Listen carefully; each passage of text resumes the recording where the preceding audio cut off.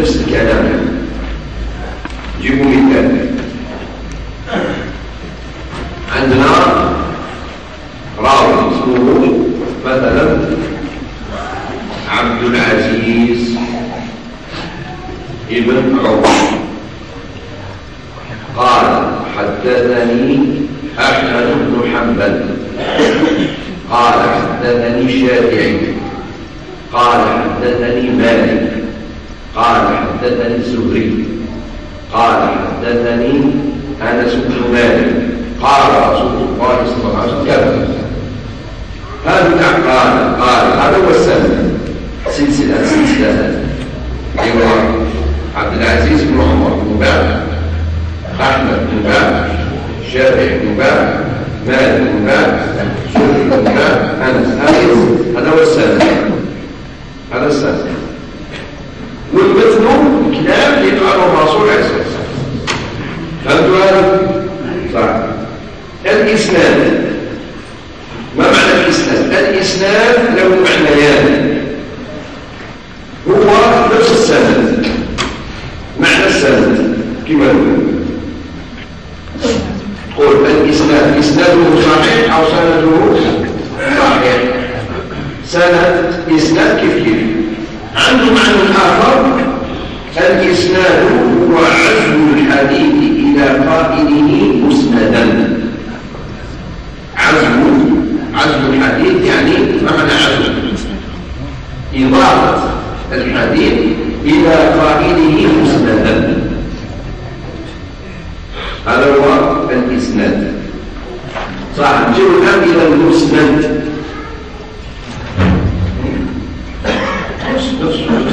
لما تقول الإسناد هو السند خلاص مفتوحة. وأما المعنى الثاني عزو الحديث إلى قائله مسندا. هذا واحد يجي لك يقول لك قال رسول الله صلى الله عليه وسلم كذا، ما يجيب لك السلسلة. هذا قول روى الحديث بدون إسناد. لكن أنا أقول قال البخاري حدثني فلان حدثني فلان قال فلان قال فلان حتى وصل الحديث. هذا هو يعني يجيب لك الإسناد غير مش الحديث هكذا. صح. لازم تصوروا شوية. بعض الناس يخاف يسمع وعلى لا واجب تعود. المسند، فمعنى كلمة المسند له معنيان بفتح النون. كاين المسند كاين مسند. نبداو بالفتح.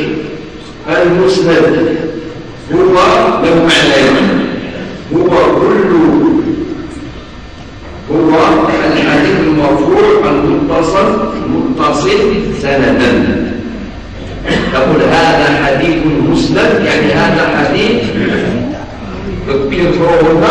يقولنا سلسلة كالرجال يقول هذا حديث مسند. المسند هو الحديث المرفوع المتصل سندا. المعنى الآخر المسند هو كل كتاب جمع فيه صاحبه يعني مؤلفه مرويات صحابي أو أكثر على حدة، مثل مسند الإمام أحمد، مسند أبي داود الطيالسي إلى آخره. قل رواه أحمد في مسنده. مسند هذا كتاب ألف الإمام أحمد على الصحابة. يبدأ بأبي بكر الصديق، يجيب كاع الأحاديث اللي يعرفها على أبي بكر ويكتبها. ومن بعد عمر بن الخطاب كل الأحاديث عن عمر بن الخطاب، ومن بعد عثمان، ومن بعد علي، وهكذا حتى يكمل الصحابة. هذا يسمى مسند. يعني الكتاب كي يرتبوه ما يرتبوش على الأبواب الفقهية. ما يكتبوش مثلا كتاب الطهارة، كتاب الصلاة، كتاب الصيام ويجيب الأحاديث. لا، المسند غير. المسند يجيب الأحاديث تاع كل صحابي على حدة. فهمتوا هذا؟ صح. المسند بكسر النون هو الذي يروي الحديث بسنده. مسند يعني هذا رجل اسم، ما اسم هذا؟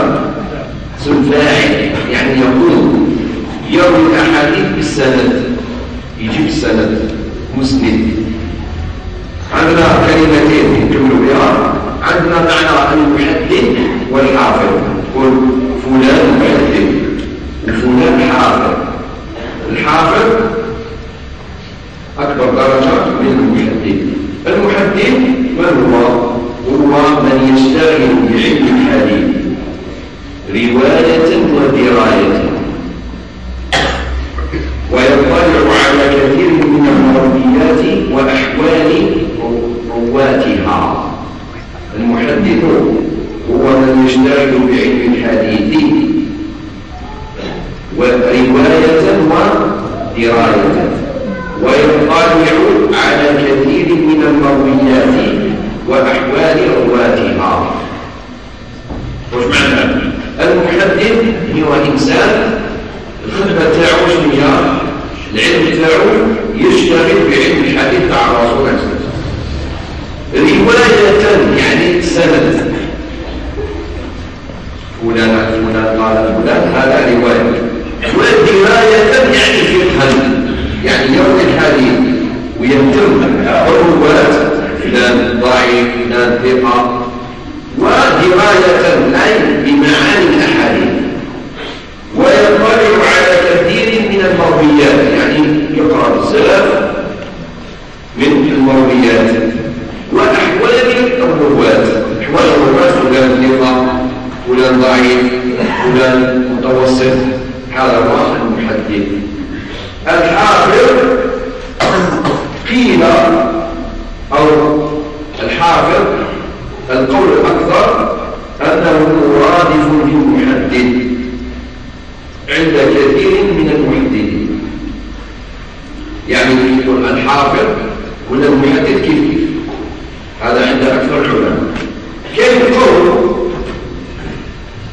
هناك من يقول الحافظ أرفع درجة من المحدث، على لأنه لا يعرفه من كل طبقة أكثر مما يجهله.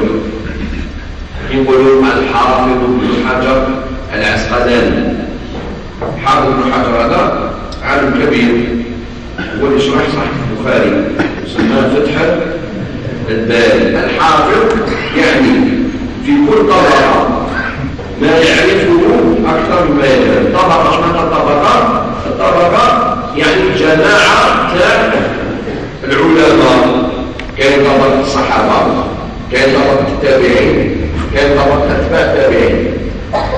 مثلا طبقة الصحابة اللي رووا الأحاديث، مثال مثلا نقولوا مثلا 10,000، هو يعرف مثلا 9,000 أو يعرف 9,500. في طبقة التابعين يعرف مثلا كاين رواه 20,000، يعرف مثلا 19,000، يعني ما يعلمه أكثر مما يجهله. والأحاديث كذلك، يعني هذا الشيء يعرفه أكثر مما يجهله. هذا هو الحافظ. عرفتوا هذا؟ هذه بعض التعريفات في هذا الدرس الثاني. إن شاء الله الدرس الثالث نأخذ ما معنى المتواتر، الحديث المتواتر، وما معنى حديث الآحاد.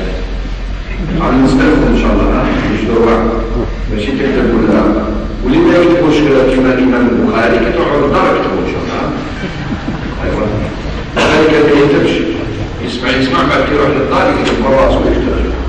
لا هو عندك ما شاء الله مليح. طيب نرجع الآن إلى كتاب الأدب المفرد.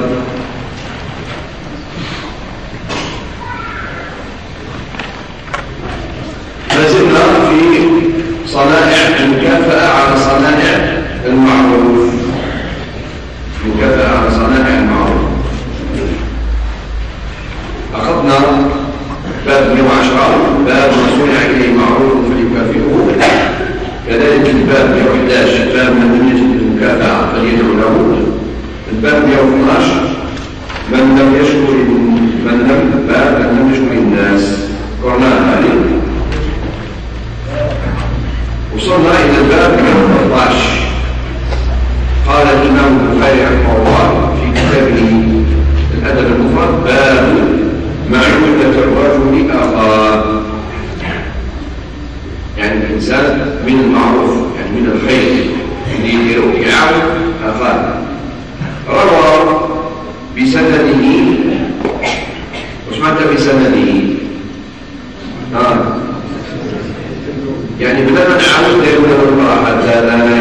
إسماعيل بن أبي أويس قال حدثنا عبد الرحمن بن أبي الزناد عن أبي هريرة عن أبي مراوح عن أبي ذر عن النبي صلى الله عليه وسلم. لا نعود يقول روى البخاري بسنده روح مباشرة للصحابي ولا الحديث.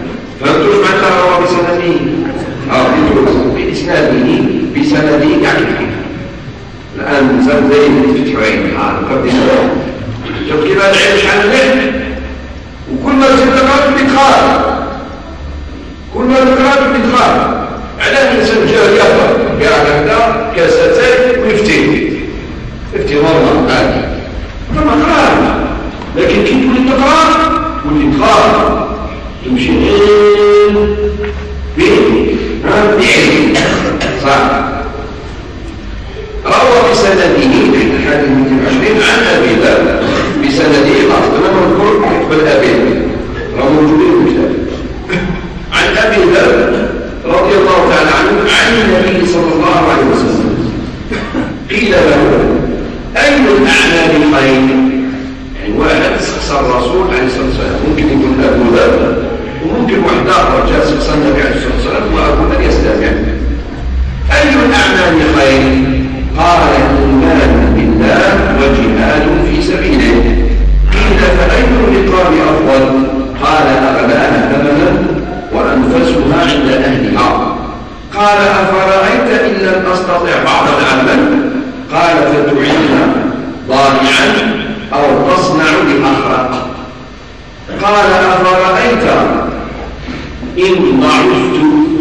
قال تدع الناس من الشر فإنها صدقة تصدق بها على نفسك. هذا الحديث صحيح وقد رواه البخاري ومسلم في صحيحيهما. يعني هذا الحديث رواه النووي كذلك في صحيح البخاري وصحيح مسلم. هنا رجل يسأل حب يعرف الأعمال الخير، فقال أي الأعمال الخير؟ مش هو العمل يحب ربي؟ فقال له النبي عليه الصلاة والسلام إيمان بالله. لابد يكون هذا العمل هو أعلى شيء يحبه الله، لأنه بعد بدون إيمان الإنسان لا يستفيد من الأعمال ولو كانت أعمال الآخرة، لا يستفيد منها في الآخرة، قد يستفيد منها في الدنيا. ثم وجهاد في سبيله. هذا العمل يحبه ربي سبحانه وتعالى. الجهاد في سبيله، الجهاد في الإسلام معروف عنده مكانة عظيمة. الجهاد في الإسلام عنده مكانة عظيمة ولا يشكك فيها إلا المنافقون. ولكن الجهاد له شروط، والإنسان يقول لك يا ولدي ما تخلصش في الجهاد لأنه ما توفرش الشروط ما راهوش يدخل الجهاد. لا، الجهاد له شروط مثل الصلاة عندها شروط. هذا هو. وإني أتعجب من ناس يحبون الجهاد